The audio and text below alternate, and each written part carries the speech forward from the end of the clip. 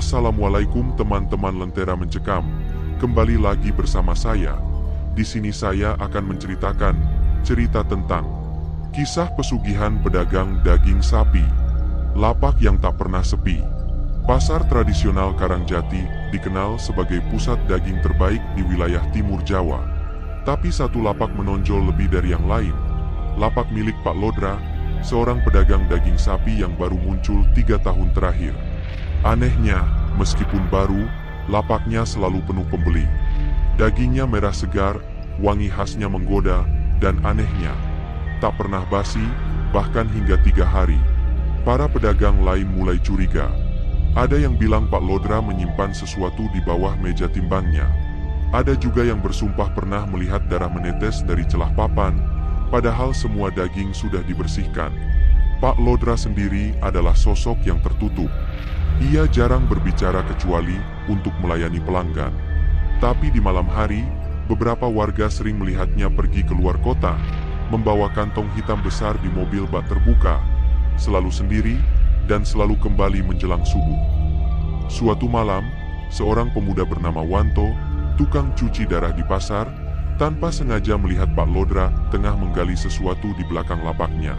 Saat didekati, Pak Lodra berbalik dengan wajah datar dan berkata, "Makin banyak kau tahu, makin cepat kau hilang."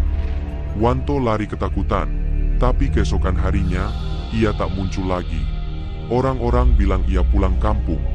Tapi seorang ibu pemulung bersumpah melihat tubuh Wanto diangkut dalam karung, dengan leher penuh bekas gigitan kecil-kecil, seperti habis dicicipi sesuatu.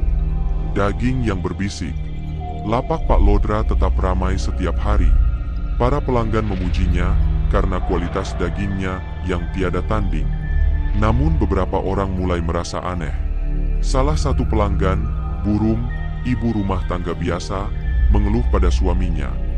"Entah kenapa ya, daging dari Pak Lodra ini kadang kayak bisik-bisik waktu dimasak, padahal kompor mati." Sang suami menertawakan, mengira itu halusinasi. Tapi malam itu, Burum mendengar suara dari kulkas. "Masak aku, dengan garam dan doa yang kau lupakan." Ia menjerit. Daging itu bergerak sendiri, seperti bernapas. Di sisi lain, Pak Dasuki, pedagang daging lama yang lapaknya mulai sepi, diam-diam menyelidiki Pak Lodra. Ia memasang kamera kecil di balik tumpukan karung bekas di pasar malam hari. Hasilnya membuatnya nyaris muntah. Terekam dalam video, Pak Lodra membawa seekor anak sapi hidup ke dalam lapaknya. Tapi yang membuatnya menggigil, anak sapi itu bersuara seperti manusia. "Ampun, tolong, jangan aku." Lalu terdengar gemeretak pisau, dan suara lirih makhluk yang perlahan terdiam. Pak Dasuki langsung pingsan. Besok paginya, ia ditemukan tewas di kiosnya. Lehernya terlilit tali sapi, matanya melotot ke arah kamera kecil yang rusak, seolah menatap bukti yang tak sempat ia bongkar ke publik. Pak Lodra hanya menatap jenazahnya sambil tersenyum tipis. Yang tua-tua memang harus tahu diri. Sumur darah. Malam itu, hujan mengguyur pasar Karangjati. Di antara rembesan air hujan, seorang satpam pasar bernama Pak Ramin melihat Pak Lodra mendorong troli besar ke arah gudang tua yang sudah lama tidak dipakai. Troli itu ditutup terpal, darah menetes dari sela-selanya. Rasa penasaran mengalahkan rasa takut. Pak Ramin mengikuti diam-diam dan melihat sesuatu yang tak pernah ia sangka. Di dalam gudang, lantainya telah dibongkar, memperlihatkan sebuah sumur tua, dan Pak Lodra berdiri di pinggirnya sambil membuka tutup troli. Dari dalam troli terlihat tubuh manusia setengah hancur, dengan wajah yang samar mirip Wanto, tukang cuci darah yang hilang. Pak Lodra membaca mantra dalam bahasa Jawa kuno, lalu melempar tubuh itu ke dalam sumur. Seketika, sumur bergetar dan menyemburkan darah pekat ke udara. Dari dalam sumur muncul suara berat dan serak. "Tumbalmu diterima. Kau dapat 3 bulan tambahan." Pak Ramin gemetar ketakutan, tanpa sengaja menginjak kaleng kosong. "Perang!" Pak Lodra menoleh cepat. Matanya merah menyala. Keesokan harinya, jenazah Pak Ramin ditemukan terapung di selokan belakang pasar. Anehnya, seluruh darah dalam tubuhnya menghilang. Kulitnya kering seperti kertas. Berita itu menyebar, tapi semua bungkam. Mereka tahu, ada sesuatu yang lebih jahat dari sekadar daging sapi murah di balik lapak itu. Sementara itu, di rumahnya, Pak Lodra mandi dengan air dari kendi khusus. Kulitnya mulai tampak lebih muda, keriputnya menghilang. Tapi ia tahu, bayarannya akan terus meningkat. Tumbal terakhir. Pasar Karangjati mulai diliputi ketakutan. Dalam 2 bulan terakhir, 3 orang hilang, dan semuanya terakhir terlihat berada di sekitar lapak Pak Lodra. Tapi anehnya, tidak ada satupun orang yang berani bicara. Sampai suatu hari, seorang wartawan muda bernama Dimas datang ke pasar. Ia menyamar sebagai pembeli, membawa kamera tersembunyi dan alat perekam. Tujuannya, membongkar misteri di balik kesuksesan dagang Pak Lodra. Dimas mulai mencurigai pola. Setiap 3 bulan, pasti ada orang yang hilang secara misterius. Dan setiap kali itu terjadi, wajah Pak Lodra tampak lebih segar, dagangannya semakin laris, dan aroma amis yang aneh mulai tercium di seluruh area pasar. Suatu malam, Dimas mengikuti Pak Lodra yang kembali ke gudang tua. Ia melihat Pak Lodra membawa seorang bocah kecil, anak gelandangan yang biasa minta-minta di pasar, dengan kondisi terikat dan mulut dibekap. Pak Lodra tampak kesulitan melawan tangisan bocah itu, namun ia tetap menyeretnya menuju sumur darah. Dimas langsung merekam. Tapi saat Pak Lodra membaca mantra dan hendak melempar sang anak ke dalam sumur, tiba-tiba, "Cukup!" Dimas berteriak dan menerobos masuk. Ia melawan Pak Lodra dengan batu bata. Anak itu berhasil ia selamatkan, namun Pak Lodra mengamuk. Mata merahnya menyala, dan tubuhnya tampak membesar, seolah kesurupan kekuatan dari dalam sumur. "Kau berani ganggu perjanjianku? Kau tumbalnya!" Pak Lodra mencoba melempar Dimas ke dalam sumur, tapi bocah itu menarik Dimas mundur tepat waktu. Dalam kegaduhan itu, Pak Lodra terpeleset oleh darah sendiri dan terjatuh ke dalam sumur. Tapi alih-alih teriakan, yang terdengar hanyalah suara tawa mengerikan dari dalam sumur. "Tumbalmu diterima, meski lebih awal dari jadwal." Dimas membawa bocah itu kabur dan menyerahkan semua bukti pada polisi. Gudang itu digerebek, tapi sumur darah tak ditemukan. Hanya ada lantai semen basah, seolah baru ditutup semalam. Namun, satu hal aneh. Setiap Jumat Legi, warga masih mencium bau daging segar bercampur amis dari kios Pak Lodra yang kini kosong. Warisan laknat. Setelah kejadian di gudang tua, kios Pak Lodra ditutup. Tapi misteri tak ikut menghilang. Malam-malam di pasar Karangjati makin sering dihiasi suara aneh. Tangisan sapi, lolongan manusia, dan bau anyir darah yang menusuk. Dimas, sang wartawan muda, masih dihantui mimpi buruk. Dalam tidurnya, ia selalu melihat sumur itu, dengan tangan-tangan hitam yang menggapai dari dalam kegelapan. Tapi yang paling mengganggu, kendi warisan Pak Lodra yang ditemukan polisi di rumahnya, menghilang. Kendi itulah yang dulu digunakan Pak Lodra untuk mandi darah dan menyegarkan tubuhnya. Konon, kendi itu adalah warisan kuno dari pesugihan zaman Majapahit. Beberapa minggu kemudian, muncul sosok baru di pasar. Seorang pria parubaya dengan pakaian rapi dan tatapan teduh. Namanya Pak Dargo, pedagang daging baru yang membuka lapak di tempat bekas milik Pak Lodra. Anehnya, meski ia baru, lapaknya langsung ramai. Dagingnya segar, bahkan lebih harum dari milik Pak Lodra dulu. Banyak orang mulai membanding-bandingkan dan mulai lupa pada kejadian horor sebelumnya. Tapi Dimas mencium kejanggalan. Ia melihat kendi warisan yang pernah ia dokumentasikan, berada di pojok lapak Pak Dargo, digunakan untuk mencuci pisau. Dimas sadar, pesugihan itu belum berakhir. Ia hanya berpindah tangan. Suatu malam, Dimas mengikuti Pak Dargo. Ia melihat pria itu masuk ke rumahnya, membuka lemari besi, dan berbicara sendiri pada kendi itu. "Tumbal berikutnya akan lebih mudah, biar lebih kuat energinya." Suara Kendi menjawab lirih. "Beri aku jiwanya.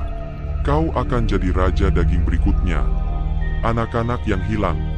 Beberapa minggu setelah Pak Dargo mengambil alih kios lama Pak Lodra, 3 anak kecil dari sekitar pasar hilang tanpa jejak.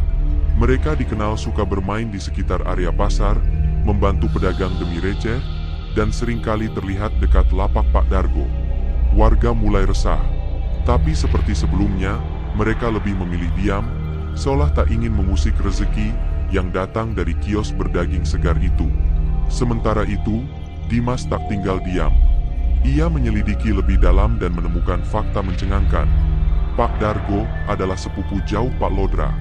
Ia dulu sempat terlibat dalam kasus pemalsuan daging, tapi lolos dari hukum karena kurang bukti.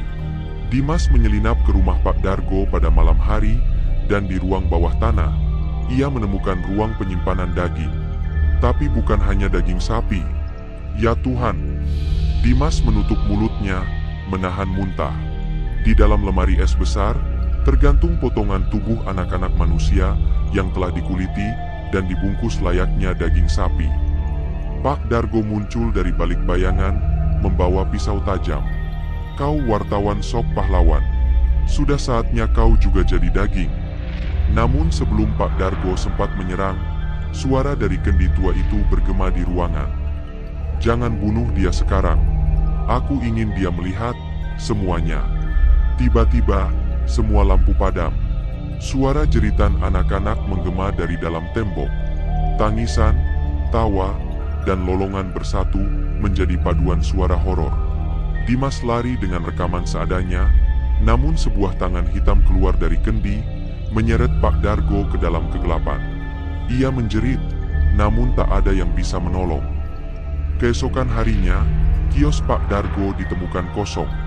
Namun aroma amisnya lebih kuat dari biasanya. Di lantai kios, hanya tertinggal sebuah kendi pecah dan bercak darah membentuk tulisan Jawa kuno yang artinya, "Yang serakah akan dimakan oleh dagingnya sendiri." Darah tak pernah hilang. Setelah Pak Dargo menghilang secara misterius, polisi menutup lapaknya. Tapi aroma amis masih menggantung di udara. Bahkan beberapa pedagang mulai mengeluh daging mereka cepat busuk. Pasar Karangjati kini benar-benar suram. Sementara itu, Dimas dihantui mimpi buruk yang semakin menjadi-jadi. Ia bermimpi dirinya terjebak dalam ruang penyimpanan penuh daging, dan setiap potongan daging itu memanggil namanya dengan suara anak-anak. Dimas kembali ke tempat penyimpanan bawah tanah rumah Pak Dargo. Ruangan itu telah dibersihkan, tak ada apapun kecuali cermin besar di dinding. Saat ia mendekat, bayangan yang muncul bukan dirinya, tapi Pak Lodra dan Pak Dargo berdiri bersisian dengan mata hitam pekat dan daging wajah terkelupas. Mereka berbicara serempak. Kendi telah memilih tuannya yang baru. Dimas terbangun dengan leher berdarah, seperti bekas cakaran. Ia semakin yakin, kendi pesugihan itu belum hancur. Ia memilih tuan baru secara paksa. Esok harinya, seorang pemuda bernama Bayu, anak dari pedagang sayur biasa, tiba-tiba beralih profesi dan membuka lapak daging sapi. Tak butuh waktu seminggu, ia menjadi pedagang tersukses di pasar. Yang membuat Dimas ngeri, Bayu adalah korban trauma. Kakaknya hilang bertahun lalu di sekitar lapak Pak Lodra. Kini, ia tampak sehat, gemuk, dan selalu membawa kendi yang dilapisi kain merah. "Aku tak butuh belas kasihan siapapun. Aku sudah lelah jadi miskin." Dimas mencoba memperingatkan Bayu, namun ia malah diancam.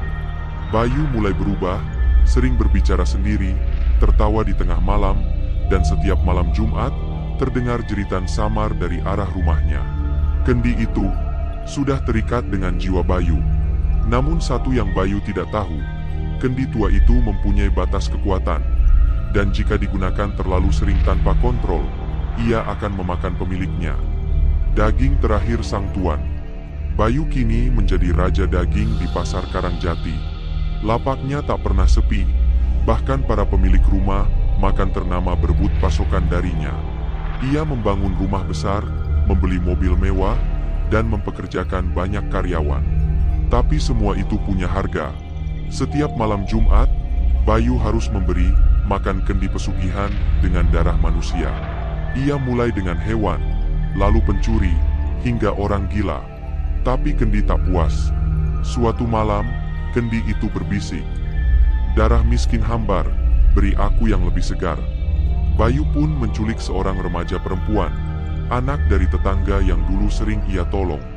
Gadis itu disembelihnya dengan tangan gemetar, tapi kendi justru retak, dan dari dalamnya keluar uap hitam pekat. Kau tak bisa lagi mengendalikan aku.